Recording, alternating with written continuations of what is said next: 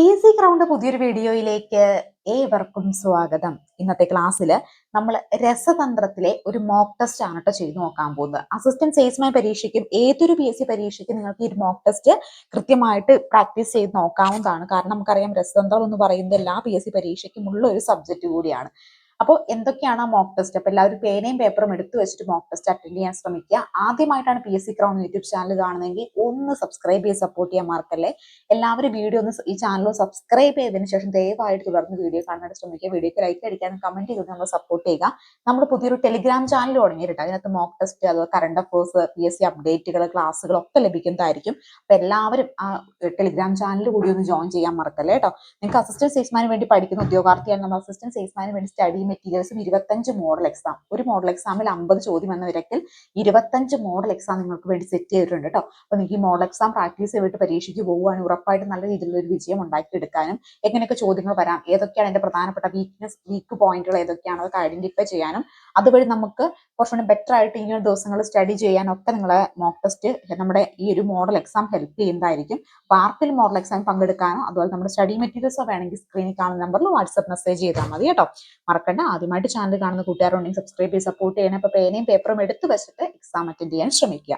First ചോദ്യം നോക്കാം. ന്യൂക്ലിയസിനെ ചുറ്റി കറങ്ങുന്ന കണിക ഏതാണ്? ഇതിൽ ന്യൂക്ലിയസിനെ ചുറ്റി കറങ്ങുന്ന കണിക എന്ന് പറയുന്നത് അപ്പോ ഏതാ? എ ആണോ, ബി ആണോ, സി ആണോ, ഡി ആണോ? ഏതാണ്?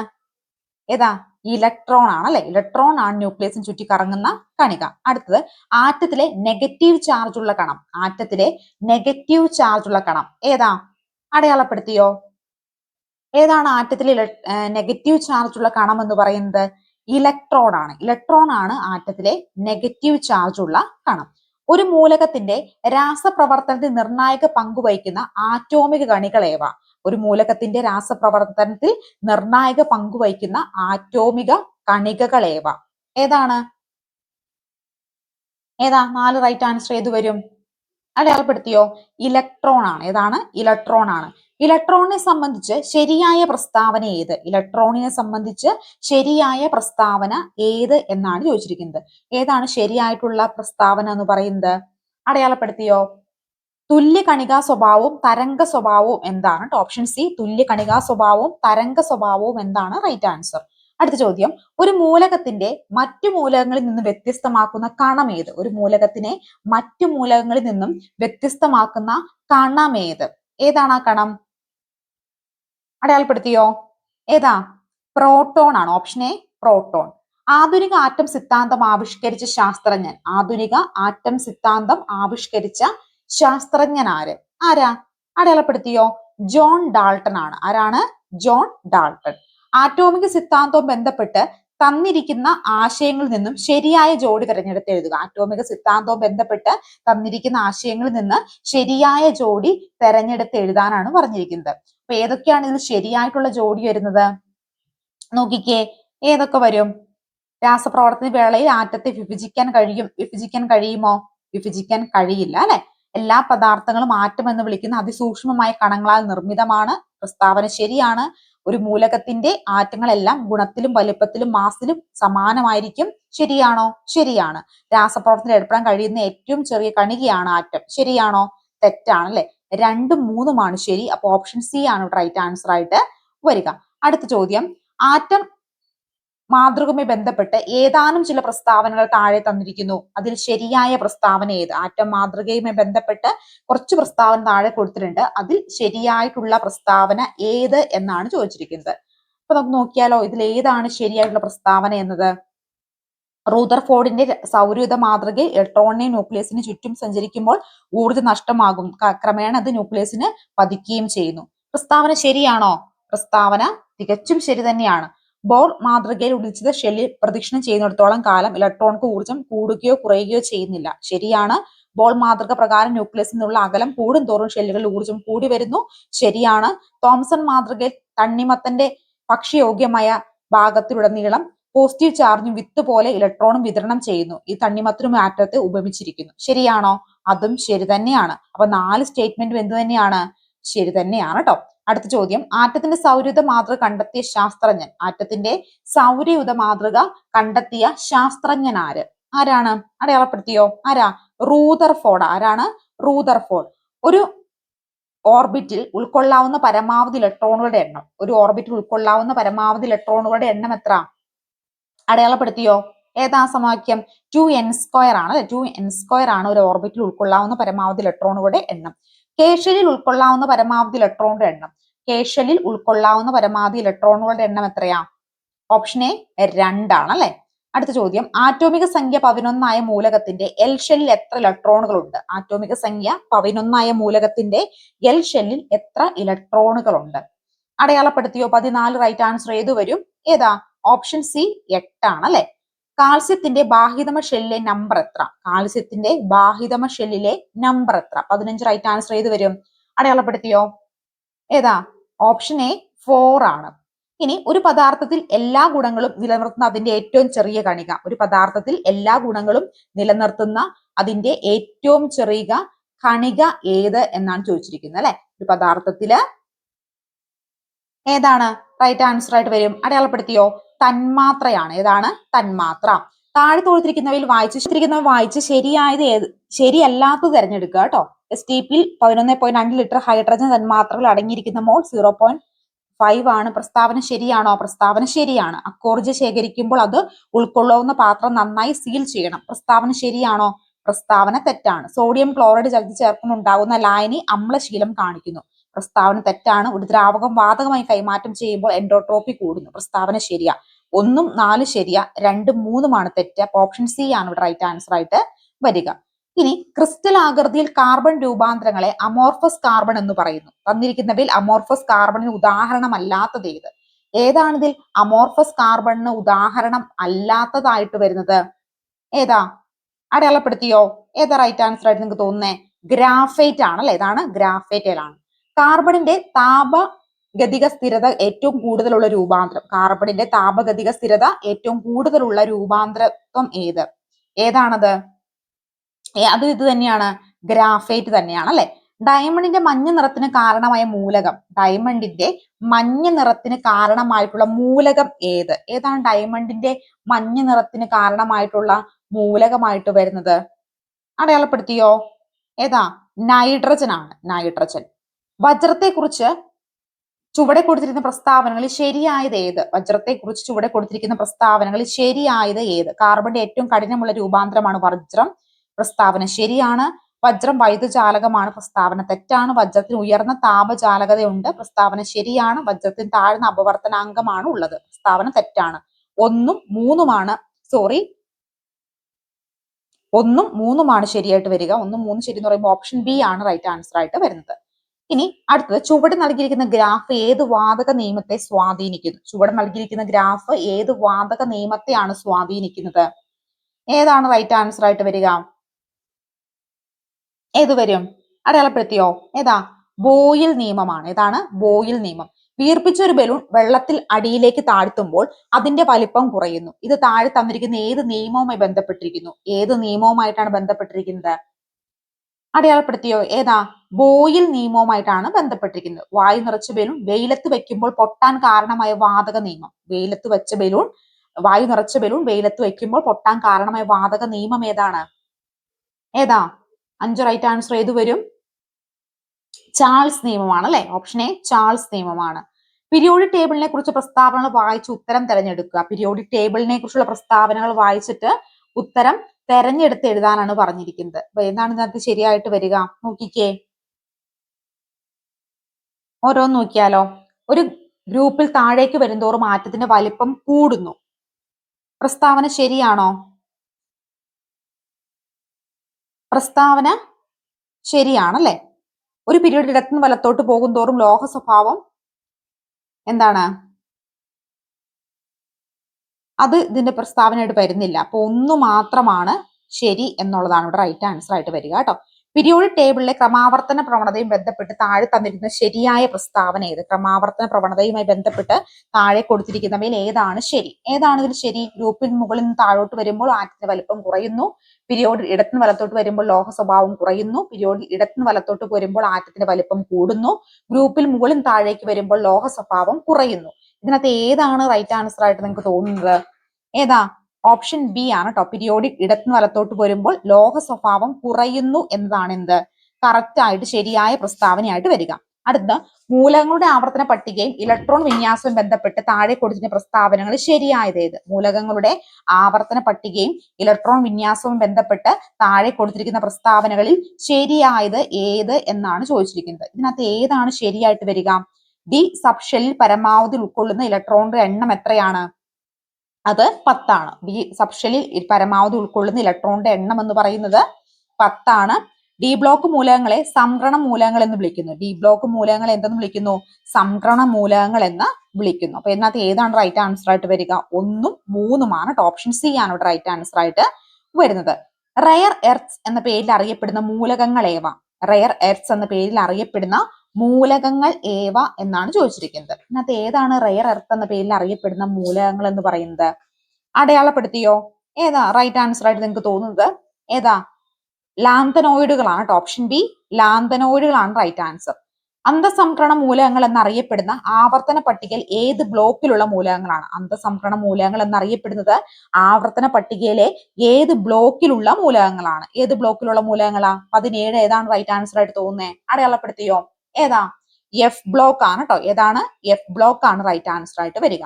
പീരിയോഡിക് ടേബിളിലെ അലസവാതകങ്ങൾ ഏത് ഗ്രൂപ്പിലായിരിക്കും കാണപ്പെടുന്നത്? പീരിയോഡിക് ടേബിളിലെ അലസവാതകങ്ങൾ ഏത് ഗ്രൂപ്പിലായിരിക്കും കാണപ്പെടുന്നത്? ഏത് ഗ്രൂപ്പിലായിരിക്കും അലസവാതകങ്ങൾ കാണപ്പെടുന്നത്? 23 റൈറ്റ് ആൻസർ ഏത് വരും?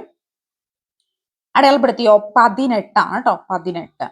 താഴെ തന്നിരിക്കുന്ന ലായനിയെ സംബന്ധിച്ച പ്രസ്താവനയിൽ ശരിയായി തെരഞ്ഞെടുക്കുക. താഴെ തന്നിരിക്കുന്ന ലായനിയുമായി സംബന്ധിച്ച പ്രസ്താവനകളിൽ ശരിയായിട്ട് ഉള്ളത് ഏത് എന്നാണ് ചോദിച്ചിരിക്കുന്നത്. ഏതാണ് ലായനിയുമായി ബന്ധപ്പെട്ട പ്രസ്താവനകളിൽ ശരിയായിട്ട് വരിക? നോക്കിക്കേ, ലീനത്തിന്റെ സ്വഭാവം ലയനത്തെ സ്വാധീനിക്കുന്ന ഘടകമാണ്. എന്താ തോന്നുന്നേ? പ്രസ്താവന ശരിയായിട്ട് തോന്നുന്നുണ്ടോ? പ്രസ്താവന ശരിയാണല്ലേ. പൂരിത ലായനി ഉണ്ടാകുന്നതിന് മുമ്പുള്ള അവസ്ഥയിൽ ലായനിയെ അതിപൂരിത ലായനി എന്ന് വിളിക്കുന്നു. പ്രസ്താവന ശരിയാണോ? തെറ്റാണ്. ഒരു നിശ്ചിത താപനിലയിൽ പരമാവധി ലീനം ലയിച്ചു ചേർന്ന് കിട്ടുന്ന ലായനിയാണ് പൂരിത ലായനി. പ്രസ്താവന ശരിയാണ്. എല്ലാ ലവണങ്ങളും ലയത്വം താപനില കൂടുമ്പോൾ കൂടുന്നു. പ്രസ്താവന ശരിയാണോ? തെറ്റാണ്. 1ഉം 3ഉമാണ് ശരി. 1ഉം 3ഉം ശരി എന്ന് പറയുമ്പോൾ ഏതാ അവിടെ റൈറ്റ് ആൻസർ ആയിട്ട് വരുന്നത്? ഓപ്ഷൻ എ ആണ് ഇവിടെ റൈറ്റ് ആൻസർ ആയിട്ട് വരിക അല്ലെ. അടുത്ത് നോക്കിക്കേ, അടുത്ത ചോദ്യം നോക്കാം. ഖരലായനിക്ക് യോജിച്ചത് ഏത്? ഖരലായനിക്ക് യോജിച്ചത്, ഇത് ഏതാണ് ഖരലായനിയിൽ യോജിച്ചതായിട്ട് വരിക? ഏതാണ് നിങ്ങൾക്ക് ഖരലായനിയിൽ യോജിച്ചതായിട്ട് തോന്നുന്നത്? റൈറ്റ് ആൻസർ ഏത് വരും? ഏതാ? അടയാളപ്പെടുത്തിയോ? കോപ്പർ സ്വർണത്തിൽ ലയിച്ചത് എന്നാണ് കേട്ടോ. കോപ്പർ സ്വർണത്തിൽ ലയിച്ചത്. താഴെ കൊടുത്തിരിക്കുന്നവയിൽ ഭിന്നകാത്മക മിശ്രിതത്തിന് ഉദാഹരണം. താഴെ കൊടുത്തിരിക്കുന്നവയിൽ ഭിന്നകാത്മക മിശ്രിതത്തിന് ഉദാഹരണം ഏത് എന്നാണ് ചോദിച്ചിരിക്കുന്നത്. ഏതാണ് ഇതിനകത്തൊരു ഭിന്നകാത്മക മിശ്രിതത്തിന് ഉദാഹരണമായിട്ട് വരിക? ഏതാണ്? ഓപ്ഷൻ അടയാളപ്പെടുത്തിയോ? ഓപ്ഷൻ സി മണ്ണാണ് കേട്ടോ. പൂരിത ലായനി അല്ലാത്തതിനാൽ ഭിന്നകാത്മക മിശ്രിതം ഏത് ഗണത്തിൽ വരുന്നു? പൂരിത ലായനി അല്ലാത്തവര് ഭിന്നകാത്മക മിശ്രിതം ഏത് ഗണത്തിലായിരിക്കും വരിക? അടയാളപ്പെടുത്തിയോ? ഏതാ? കഞ്ഞിവെള്ളമാണ് കേട്ടോ. ഏതാണ്? കഞ്ഞിവെള്ളമാണ്. ഖരപദാർത്ഥങ്ങളെ ചൂടാക്കി നേരിട്ട് വാതകമാക്കി മാറ്റുന്ന പ്രക്രിയ. ഖരപദാർത്ഥങ്ങളെ ചൂടാക്കി നേരിട്ട് വാതകമാക്കി മാറ്റുന്ന പ്രക്രിയ ഏത് എന്നാണ് ചോദിച്ചിരിക്കുന്നത്. ഖരപദാർത്ഥങ്ങളെ ചൂടാക്കി നേരിട്ട് വാതകമാക്കി മാറ്റുന്ന പ്രക്രിയ ഏതാണ്? ഉത്പതനമാണ്. ഏതാണ്? ഉത്പതനം. സബ്ലിമേഷൻ സംഭവിക്കുമ്പോൾ എന്ത് സംഭവിക്കുന്നു? ഖരരൂപം വാതകമായി മാറുന്നു. ഖരരൂപം വാതകമായി മാറുന്നു.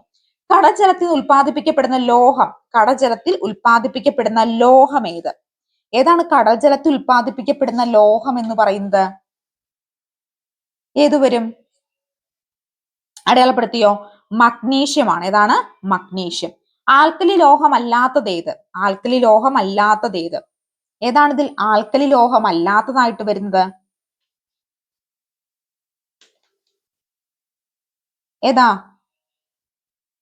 ഏതാണ് റൈറ്റ് ആൻസർ ആയിട്ട് വരിക? അലുമിനിയം ആണ് അല്ലെ. ഏതാണ്? അലുമിനിയം ആണ്. തെളിഞ്ഞ ചുണ്ണാമ്പ് വെള്ളത്തിൽ കാർബൺ ഡയോക്സൈഡ് വാതകം കടത്തിവിടുമ്പോൾ ഉണ്ടാക്കുന്നത്. തെളിഞ്ഞ ചുണ്ണാമ്പ് വെള്ളത്തില് കാർബൺ ഡയോക്സൈഡ് വാതകം കടത്തിവിടുമ്പോൾ എന്ത് സംഭവിക്കുന്നു? എന്താണ് സംഭവിക്കുന്നത്? Calcium carbonate. ഇത് സംഭവിക്കുന്നു? കാൽസ്യം കാർബണേറ്റ് ആകുന്നു അല്ലെ. Option C calcium carbonate. അലുമിനിയത്തിന്റെ അയിര് ഏത്? ഇതിനകത്ത് ഏതാണ് അലുമിനിയത്തിന്റെ അയിര് എന്ന് പറയുന്നത്? ഏതാ? അടയാളപ്പെടുത്തിയോ? ഏതാ? ബോക്സൈറ്റ് ആണ് അലുമിനിയത്തിന്റെ അയിര്. ബോക്സൈറ്റ് എന്നത് ഏത് ലോഹത്തിന്റെ അയിരാണ്? ബോക്സൈറ്റ് എന്ന ഏത് ലോഹത്തിന്റെ അയിരാണെന്ന് പറഞ്ഞിരുന്നല്ലേ? അലുമിനിയത്തിന്റെ അയിരാണ് ബോക്സൈറ്റ്. സിങ്ക് ബ്ലെൻഡിന്റെ സാന്ദ്രണത്തിന് ഉപയോഗിക്കുന്ന മാർഗം, സിങ്ക് ബ്ലെൻഡിന്റെ സാന്ദ്രണത്തിന് ഉപയോഗിക്കുന്ന മാർഗം ഏതാണ് ആ മാർഗം? ഏതാ? പ്ലവന പ്രക്രിയ ആണല്ലേ? ഏതാണ്? പ്ലവന പ്രക്രിയ. അപദ്രവ്യങ്ങൾക്ക് അയിരിനേക്കാൾ സാന്ദ്രത കുറവാണെങ്കിൽ ഉപയോഗപ്പെടുത്തുന്ന സാന്ദ്രണ മാർഗം ഏത്? അപദ്രവ്യങ്ങൾക്ക് അയിരിനേക്കാൾ സാന്ദ്രത കുറവാണെങ്കിൽ ഉപയോഗപ്പെടുത്തുന്ന സാന്ദ്രണ മാർഗം ഏത് എന്നാണ് ചോദിച്ചിരിക്കുന്നത്. ഏതാണ്? ഏത് റൈറ്റ് ആൻസർ ആയിട്ട് വരും? അടയാളപ്പെടുത്തിയോ? ജലപ്രവാഹത്തിൽ കഴുകിയെടുക്കലാണ് കേട്ടോ. ഏതാണ്? ജലപ്രവാഹത്തിൽ കഴുകിയെടുക്കൽ. അടുത്ത്, കേരളത്തിൽ പ്രളയം ഉണ്ടായപ്പോൾ അണുനാശിനി എന്ന നിലയിൽ ബ്ലീച്ചിങ് പൗഡർ വ്യാപകമായി ശുചീകരണ പ്രവർത്തനങ്ങൾ ഉപയോഗിച്ചു. അതിന്റെ കാരണം ബ്ലീച്ചിങ് പൗഡർ ജലവുമായി പ്രവർത്തിച്ച് ഏതു വാതകം ഉണ്ടാകുന്നു? ഏതാണ്? ഈ ബ്ലീച്ചിങ് പൗഡർ ജലമായി പ്രവർത്തിച്ച് ഏത് വാതകമാണ് ഉണ്ടാകുന്നത്? റൈറ്റ് ആൻസർ ഏത് വരും? അടയാളപ്പെടുത്തിയോ? ഏതാ? ക്ലോറിൻ ആണല്ലേ? ക്ലോറിൻ ആണ്. ഒരു ടെസ്റ്റ് ട്യൂബിൽ നിന്നും പുറത്തു വരുന്ന വാതകത്തിനും നേരെ എരിയുന്ന തീക്കൊള്ളി കാണിച്ചപ്പോൾ തീക്കൊള്ളി അണയുകയും വാതകം ശബ്ദത്തോടെ കത്തുകയും ചെയ്തു. ഇത് ഏത് വാതകമാണ്? ഒരു ടെസ്റ്റ് ട്യൂബിൽ നിന്ന് പുറത്തു വരുന്ന വാതകത്തിന് നേരെ എരിയുന്ന തീക്കൊള്ളി കാണിച്ചപ്പോൾ തീക്കൊള്ളി അണയുകയും വാതകം ശബ്ദത്തോടെ കത്തുകയും ചെയ്തു. ഏതാണ് ഈ വാതകം? ഏതാണ് ഈ വാതകം? ഏതാ? അടയാളപ്പെടുത്തിയോ? ഹൈഡ്രജൻ ആണ് കേട്ടോ. ഏതാണ്? ഹൈഡ്രജൻ ആണ്. നേർപ്പിച്ച ഹൈഡ്രോക്ലോറിക് ആസിഡ് സിങ്ക് എന്ന മൂലകവുമായി പ്രവർത്തിച്ചാൽ ഉണ്ടാകുന്ന വാതകം ഏത്? നേർപ്പിച്ച ഹൈഡ്രോക്ലോറിക് ആസിഡ് സിങ്ക് എന്ന മൂലകവുമായി പ്രവർത്തിച്ചാൽ ഉണ്ടാകുന്ന വാതകം ഏതാ? ഏതുണ്ടാകും? റൈറ്റ് ആൻസർ ഏതാ? അടയാളപ്പെടുത്തിയോ? ഹൈഡ്രജൻ ആണ്. ഏതാണ്? ഹൈഡ്രജൻ. പ്രപഞ്ചത്തിൽ ഏറ്റവും കൂടുതൽ കാണപ്പെടുന്ന മൂലകം, പ്രപഞ്ചത്തിൽ ഏറ്റവും കൂടുതൽ കാണപ്പെടുന്ന മൂലകം ഏതാണ്? അതും എന്ത് തന്നെയാണ്? ഹൈഡ്രജൻ തന്നെയാണ് അല്ലെ? ആസിഡും ലോഹങ്ങളും പ്രവർത്തിച്ചാൽ ഡാഷ് വാതകം ഉണ്ടാകും. ആസിഡും ലോഹങ്ങളും പ്രവർത്തിച്ചാൽ ഏത് വാതകമാണ് ഉണ്ടാകുന്നത്? അടയാളപ്പെടുത്തിയോ? ഏതാ റൈറ്റ് ആൻസർ ആയിട്ട് വരിക? അതും റൈറ്റ് ആൻസർ ഹൈഡ്രജൻ ആണ്. മനുഷ്യരീരത്തിൽ ആഹാരം ഏത് വാതകവും പ്രവർത്തിച്ചാണ് ഊർജം ഉണ്ടാകുന്നത്? മനുഷ്യരീരത്തില് എന്താണ്? ആഹാരം ഏത് വാതകവുമായി പ്രവർത്തിച്ചിട്ടാണ് എന്തുണ്ടാകുന്നത്? ഊർജം ഉണ്ടാകുന്നത്?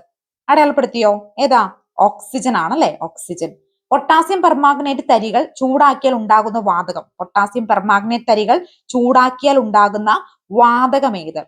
ഏതാ റൈറ്റ് ആൻസർ വരുന്നേ? അടയാളപ്പെടുത്തിയോ? ഏതാ? ഓക്സിജൻ ആണ്. ഓക്സിജൻ. ഏത് പദാർത്ഥം ഉപയോഗിച്ചാണ് ജോസഫ് പ്രീസ്റ്റ്ലി ആദ്യമായി ഓക്സിജൻ നിർമ്മിച്ചത്? ഏത് പദാർത്ഥം ഉപയോഗിച്ചാണ് ജോസഫ് പ്രീസ്റ്റ്ലി ആദ്യമായി ഓക്സിജൻ നിർമ്മിച്ചത്? ഏത് ഉപയോഗിച്ചാ? ഏതാ? മെർക്കുറി ഓക്സൈഡ് ആണ്. ഏതാണ്? Mercury oxide. അസറ്റോബാക്ടർ ബാക്ടീരിയ അന്തരീക്ഷത്തിൽ ഏത് വാതകവുമായി പ്രവർത്തിച്ചാണ് നൈട്രേറ്റ് ഉണ്ടായത്? അസറ്റോബാക്ടർ ബാക്ടീരിയ അന്തരീക്ഷത്തിലെ ഏത് വാതകവുമായി പ്രവർത്തിച്ചിട്ടാണ് നൈട്രേറ്റ് ഉണ്ടാക്കുന്നത്? ഏത് വാതകവുമായി പ്രവർത്തിച്ചാണ് നൈട്രേറ്റ് ഉണ്ടാക്കുന്നത്? റൈറ്റ് ആൻസർ ഏത് വരും? ഓപ്ഷൻ സി നൈട്രജൻ ആണ്. ഏതാണ്? നൈട്രജൻ. സോഡ കുപ്പി തുറക്കുമ്പോൾ വാതക കുമിളകൾ ഉയരുന്നു വരുന്നു. ജലത്തിൽ ലയിച്ചു ചേരുന്ന ഏത് വാതകമാണ് കുമിളകളായി പുറത്തു വരുന്നത്? സോഡ കുപ്പി തുറക്കുമ്പോൾ വാതക കുമിളകൾ ഉയർന്നു വരുന്നു. ജലത്തിൽ ലയിച്ചു ചേർന്ന ഏത് വാതകമാണ് കുമിളകളായി പുറത്തു വരുന്നത്? ഏത് വാതകമാണ് പുറത്തു വരുന്നത്? ഏതാ? അടയാളപ്പെടുത്തിയോ? ഏതാ ഉത്തരം? കാർബൺ ഡയോക്സൈഡ് ആണ്. ഏതാണ്? Carbon dioxide. ഡ്രൈ ഐസ് എന്നാൽ എന്താണ്? ഡ്രൈ ഐസ് എന്നാൽ എന്താണ് എന്നാണ് ചോദിച്ചിരിക്കുന്നത്. ഏതാണ് ഡ്രൈ ഐസ് എന്ന് പറഞ്ഞാൽ? ഖര കാർബൺ ഡയോക്സൈഡ്. എന്താണ്? ഖര കാർബൺ ഡയോക്സൈഡ്. ചില ആസിഡുകൾ ഉപയോഗങ്ങൾ താഴെ തന്നിരിക്കുന്നു. ഇവയെ തെറ്റായ ജോഡി ചേർത്തിരിക്കുന്നത് കണ്ടെത്തുക. ചില ആസിഡുകൾ ഉപയോഗങ്ങൾ താഴെ തന്നിരിക്കുന്നു. ഇവയിൽ തെറ്റായ ജോഡി ചേർക്കുന്നത് ഏതൊക്കെയാണെന്നാണ് ചോദിച്ചിരിക്കുന്നത്. ഇതിൽ ഏതാണ് തെറ്റായ ജോഡിയായിട്ട് വരിക? അടയാളപ്പെടുത്തിയോ? ഏതാ? നമുക്ക് നോക്കിയാലോ. സൾഫ്യൂരിക് ആസിഡ് സ്റ്റോറേജ് ബാറ്ററി ശരിയാണ്. ടാനിക് ആസിഡ് മഷി തുകൾ ഇവയുടെ നിർമ്മാണം ശരിയാണ്. അസറ്റിക് ആസിഡ് രാസവസ്തുക്കളുടെ നിർമ്മാണം ശരിയാണോ? അല്ല. അസറ്റിക് ആസിഡ് രാസവസ്തുക്കളുടെ നിർമ്മാണമല്ല, തെറ്റാണ്. സിട്രിക് ആസിഡ് ഭക്ഷണവസ്തുക്കൾ കേടുകൂടാതെ സൂക്ഷിക്കുക. അപ്പോൾ ഇതിന് തെറ്റ് വരുന്നത് ഏതാണ്? ഓപ്ഷൻ സി ആണ് ഇവിടെ തെറ്റായിട്ട് വരിക. വാഹനങ്ങളിൽ ബാറ്ററി ഉപയോഗിക്കുന്ന ആസിഡ് ഏത്? വാഹനങ്ങളിൽ ബാറ്ററികളിൽ ഉപയോഗിക്കുന്ന ആസിഡ് ഏതാ? അടയാളപ്പെടുത്തിയോ? ഏതാ? Sulphuric acid. ഏതാണ്? Sulphuric acid. സംഭരണ ബാറ്ററികളിൽ ഉപയോഗിക്കുന്ന ആസിഡ്, സംഭരണ ബാറ്ററികളിൽ ഉപയോഗിക്കുന്ന ആസിഡ് ഏത്? ഏതാണ്? സംഭരണ ബാറ്ററികളിൽ ഉപയോഗിക്കുന്ന ആസിഡും ഏത് തന്നെയാണ്? സൾഫ്യൂരിക് ആസിഡ് തന്നെയാണ്. ശുദ്ധജലത്തിന്റെ pH മൂല്യത്തിന്റെ അളവ്, ശുദ്ധജലത്തിന്റെ pH മൂല്യത്തിന്റെ അളവ് എത്രയാ ശുദ്ധജലത്തിന്റെ? എല്ലാവർക്കും അറിയാം അല്ലെ? എന്താ അത്? ശുദ്ധജലത്തിന്റെ pH മൂല്യം എന്ന് പറയുന്നത് എത്രയായിരിക്കും? അടയാളപ്പെടുത്തിയോ? ഓപ്ഷൻ ബി pH 7 ആണ്. pH 7. അടുത്ത് മനുഷ്യ ഉമിനീരിന്റെ pH മൂല്യം എത്ര? മനുഷ്യനിലെ ഉമിനീരിന്റെ pH മൂല്യം ഏതാ? 6.4 ആണ്. ഓപ്ഷൻ എ 6.4 ആണ്. താഴെ കൊടുത്തിരിക്കുന്ന പദാർത്ഥങ്ങളിലെ pH മൂല്യം 7നേക്കാൾ കൂടുതലാണുള്ളത് ഏതിനാണ്? താഴെ കൊടുത്തിരിക്കുന്ന പദാർത്ഥങ്ങളിൽ pH മൂല്യം 7നേക്കാൾ കൂടുതലുള്ളത് ഏതിനാണ്? ഏതിനാണ് കൂടുതലുള്ളത്? മനുഷ്യ രക്തത്തിനാണ് കേട്ടോ. ഏതാണ്? മനുഷ്യ രക്തത്തിന്. LPGയിലെ മുഖ്യ ഘടകം ഏതായിരിക്കും? LPGയിലെ മുഖ്യ ഘടകം ഏതായിരിക്കും? ഏതാണ് LPGയിലെ മുഖ്യ ഘടകം എന്ന് പറയുന്നത്? അടയാളപ്പെടുത്തിയോ? ഏതാ? ബ്യൂട്ടൈൻ ആണ്. ബ്യൂട്ടൈൻ അല്ലെ? ആൽക്കലോയിഡുകൾ ക്ഷാരഗുണത്തിന് കാരണമായ മൂലകം. ആൽക്കലോയിഡുകളിലെ ക്ഷാരഗുണത്തിന് കാരണമായിട്ടുള്ള മൂലകം ഏത് എന്നാണ് ചോദിച്ചിരിക്കുന്നത്. ആൽക്കലോയിഡുകളുടെ ക്ഷാരഗുണത്തിന് കാരണമായിട്ടുള്ള മൂലകം എന്ന് പറയുന്നത് ഏതാണ്? ഏതാണ് ആൽക്കലോയിഡ് ക്ഷാരഗുണത്തിന് കാരണമായിട്ടുള്ള മൂലകം എന്ന് പറയുന്നത്? രണ്ട് റൈറ്റ് ആൻസർ ചെയ്ത് വരും. നൈട്രജൻ ആണ് കേട്ടോ. ഏതാണ്? നൈട്രജൻ. ഇനി ഗ്ലോബർ ഗ്യാസിലെ പ്രധാന ഘടകം. ഗ്ലോബർ ഗ്യാസിലെ പ്രധാന ഘടകം ഏതാണ്? അടയാളപ്പെടുത്തിയോ? ഏതാ റൈറ്റ് ആൻസർ ആയിട്ട് വരിക? മീഥെയ്ൻ ആണ്. ഏതാണ്? മീഥെയ്ൻ ആണ്. ആൽക്കലോയിഡുകളിൽ കാണപ്പെടാൻ സാധ്യതയുള്ള ഗുണങ്ങളിൽ എന്ന് തെറ്റായ ഓപ്ഷൻ ഏത്? ആൽക്കലോയിഡുകളിൽ കാണപ്പെടുന്ന സാധ്യതയുള്ള മൂലകങ്ങൾ എന്നതിലെ തെറ്റായ ഓപ്ഷൻ ഏത് എന്നാണ് ചോദിച്ചിരിക്കുന്നത്. ഇതിനകത്ത് ഏതാണ് തെറ്റായ ഓപ്ഷൻ വരിക? റൈറ്റ് ആൻസർ ആയിട്ട് വരുന്ന ഏതാണ്? ഓപ്ഷൻ ബി ആണ് കേട്ടോ. കാർബൺ, ഹൈഡ്രജൻ, നൈട്രജൻ, സോഡിയം ആണ്. Carbon, hydrogen, nitrogen, sodium. ആൽക്കലോയിഡുകൾ ക്ഷാരഗുണത്തിന് കാരണമായ മൂലകം. ആൽക്കലോയിഡുകൾ ക്ഷാരഗുണത്തിന് കാരണമായിട്ടുള്ള മൂലകം നമ്മൾ പറഞ്ഞിരുന്നല്ലേ? ഏതാ? നൈട്രജൻ ആണ് റൈറ്റ് ആൻസർ ആയിട്ട് വരിക. എണ്ണയോ കൊഴുപ്പോ ഒരു ആൽക്കലിയുമായി പ്രവർത്തിച്ച് ഉണ്ടാകുന്ന ലവണം. എണ്ണയോ കൊഴുപ്പോ ഒരു ആൽക്കലിയുമായി പ്രവർത്തിച്ച് ഉണ്ടാകുന്ന ലവണം ഏത് എന്നാണ് ചോദിച്ചിരിക്കുന്നത്. ഏതാണ് റൈറ്റ് ആൻസർ ആയിട്ട് വരിക? അടയാളപ്പെടുത്തിയോ? സോപ്പാണ്. ഏതാണ്? സോപ്പാണ്. സോപ്പ് നിർമ്മാണത്തിൽ സോപ്പിനെ ഗ്ലിസറിൽ നിന്ന് വേർതിരിക്കാൻ ഉപയോഗിക്കുന്നത്. സോപ്പ് നിർമ്മാണത്തിൽ സോപ്പിനെ ഗ്ലിസറിൽ നിന്ന് വേർതിരിക്കാൻ ഉപയോഗിക്കുന്നത് എന്താണ്? എന്താണ് 5 റൈറ്റ് ആൻസർ ആയിട്ട് വരിക? അടയാളപ്പെടുത്തിയോ? ഏതാ? സോഡിയം ക്ലോറൈഡ് ആണ്. ഏതാണ്? Sodium chloride. അപ്പൊ നമ്മൾ ഇന്നത്തെ ക്ലാസ്സിൽ ഒരു മോക്ക് ടെസ്റ്റ് ആണ് ചെയ്ത് നോക്കിയത്. രസതന്ത്രത്തിന്റെ കെമിസ്ട്രിയുടെ ഭാഗത്തു നിന്നുള്ള ഒരു മോക്ക് ടെസ്റ്റ് ആണ്. അപ്പൊ നിങ്ങൾക്ക് എത്ര മാർക്ക് കിട്ടിയെന്ന് കമന്റ് ചെയ്യാൻ മറക്കരുത്. ആദ്യമായിട്ടാണ് ചാനൽ കാണുന്ന കൂട്ടുകാരുണ്ടെങ്കിൽ ഒന്ന് സബ്സ്ക്രൈബ് ചെയ്ത് സപ്പോർട്ട് ചെയ്യുക. നമ്മുടെ ടെലിഗ്രാം ചാനൽ ജോയിൻ ചെയ്യുക. അസിസ്റ്റന്റ് സെയിൽസ്മാന് വേണ്ടി സ്റ്റഡി മെറ്റീരിയൽസ് 25 മോഡൽ എക്സാം നമ്മൾ പ്രൊവൈഡ് ചെയ്യുന്നുണ്ട്. തീർച്ചയായിട്ടും നിങ്ങൾ അസിസ്റ്റന്റ് സെയിൽസ്മാന് വേണ്ടി പഠിക്കുന്നുണ്ടെങ്കിൽ മോഡൽ എക്സാം അറ്റൻഡ് ചെയ്യുക കേട്ടോ. നിങ്ങൾക്ക് എന്തായാലും ഉപകാരപ്പെടുന്നതായിരിക്കും. അപ്പൊ ആദ്യമായിട്ട് കാണുന്നവരൊക്കെ സബ്സ്ക്രൈബ് ചെയ്യുക. നിങ്ങളുടെ ഫ്രണ്ട്സുകളിലേക്ക് വീഡിയോ ഒന്ന് ഷെയർ ചെയ്ത് കൂടി കൊടുക്കാൻ മറക്കല്ലേ. അടുത്തൊരു വീഡിയോയുമായി കാണാം. Thank you so much.